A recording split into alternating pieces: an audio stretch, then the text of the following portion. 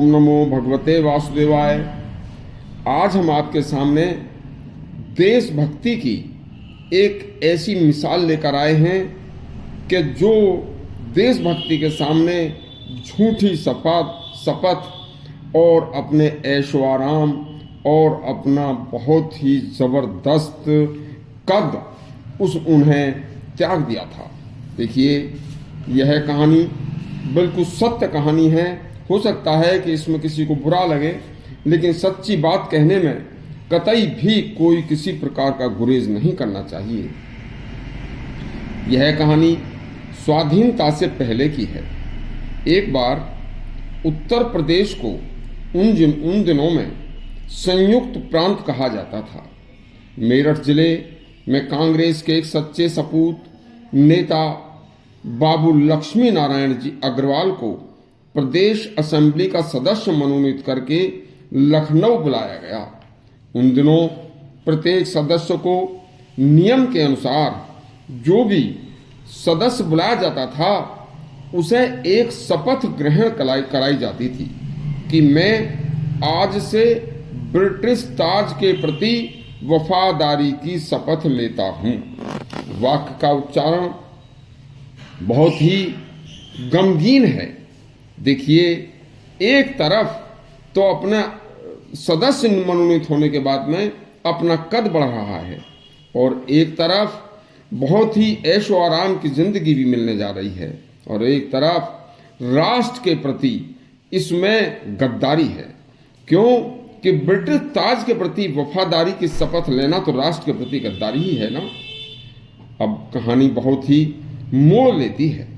बाबूजी से कहा गया, यह सत्य कहानी है। बाबूजी से कहा गया, कल आपको शपथ लेनी है, इस शपथ पत्र को याद कर लें। उन्होंने शपथ पत्र पढ़ा और बोले कि आपको ब्रिटिश ताज के प्रति वफादारी की शपथ लेनी पड़ेगी। यह आपको वहां बोलना है, पढ़ना है। तो बस होता क्या है, बाबू लक्ष्मी नारायण अग्रवाल एक बड़े सच्चे देशभक्त थे। उन्होंने कहा कि मैंने महात्मा गांधी के नेतृत्व में ब्रिटिश सत्ता को उखाड़ फेंकने की शपथ ले रखी है। इस शपथ को मैं पूरा करने के लिए सत्याग्रह करके जेलों में भी जा चुका हूँ। अब ब्रिटिश सत्ता की वफादारी की शपथ लेकर अपना दो मुहापन प्रकट नहीं कर सकता।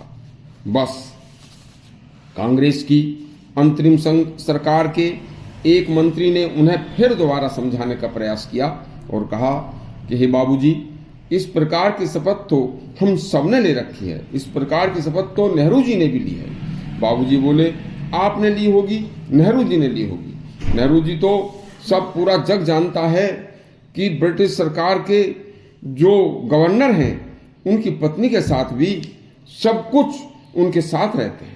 बस वो शपथ ले सकते हैं, मैं नहीं ले सकता। मैं मर्यादा पुरुषोत्तम राम भगवान श्री राम का अनुयायी हूँ जो सदैव सत्य का आचरण करते थे। मैं पहली शपथ लिए हुए हूँ, इसके विपरीत दूसरी शपथ नहीं ले सकता।